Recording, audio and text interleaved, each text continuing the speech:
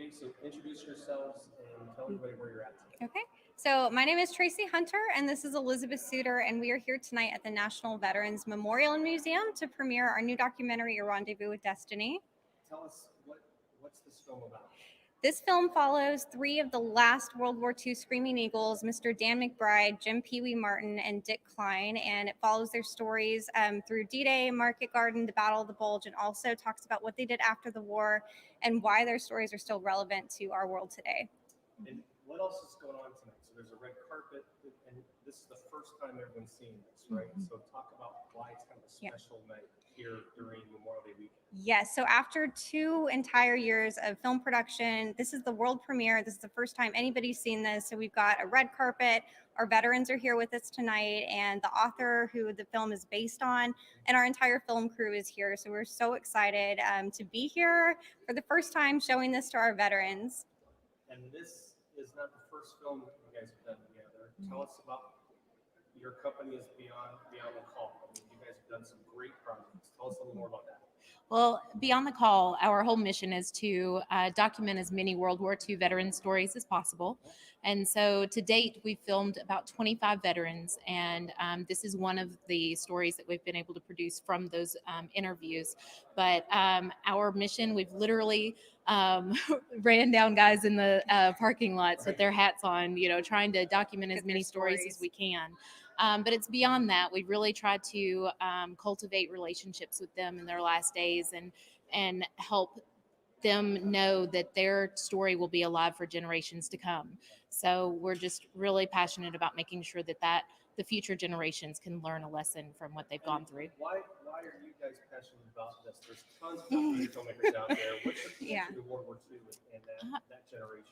Well, for us, I think both of us, our grandfathers served. And I didn't know a whole lot about my grandfather.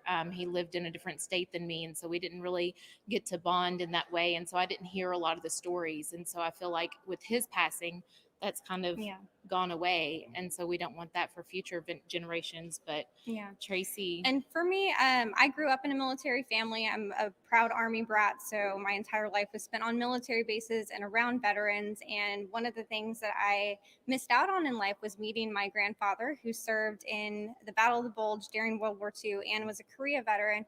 And a POW, and he came home and had a really hard time with it. So I thought, if we can give veterans a platform to share their story in a space that's respectful and get those stories out to remember them and the ones who didn't come home, it'd be a great thing.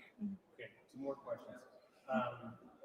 We're doing this great event here on Memorial Day weekend. What does Memorial Day mean to you guys?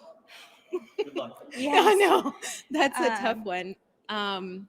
I mean, I think really it kind of just goes back to honoring these guys. They put such a sacrifice forward so that we could have these freedoms. And so many of us will never know what they went through. I mean, I've learned so much through the times that we've been able to sit down with these guys. The fact that many of these men that were in POW camps didn't take a shower for like 2 years.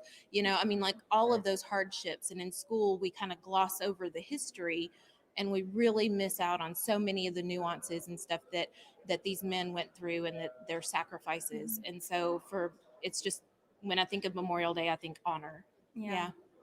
And for me, tonight we are celebrating the veterans still here with us, but there's not a minute of the day today that has not gone by without thinking about the losses that the men speak about in this movie. This is a commemoration, and their voices, they couldn't come home and share those. And so the veterans today could be the voice for the ones who weren't able to make it home. And that weighs on us, and we remember that. And so this really is a commemoration to honor the lives lost. Okay.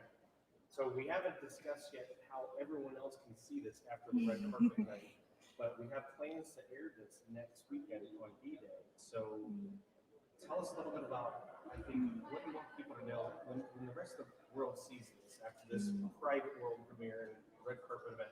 What do you want the rest of the world to know about this particular film, Rendezvous with Destiny? So I think one of the coolest things about this film is that the paratroopers, the 101st Division, this was new and experimental, and they have led the way to what our military looks like today. And it's pretty remarkable that sitting with us in the next room over are these World War II veterans who were jumping out of planes for the first time and leading the invasions that, you know, I'm here standing with you today and talking and have these freedoms and liberties because of the sacrifices of those men, you know, a couple of feet away from me right now. And it's humbling experience to be able to share these stories. So I would say for people watching this, you know, remember that they're still with us and these stories live on, and that we get to do the things today and can trace that back to those sacrifices and their courage. Yeah. All right, I think we're good. We're ready to show this movie. So Okay. you guys Awesome. head on in. Great. All right. Thank you guys. Thank you.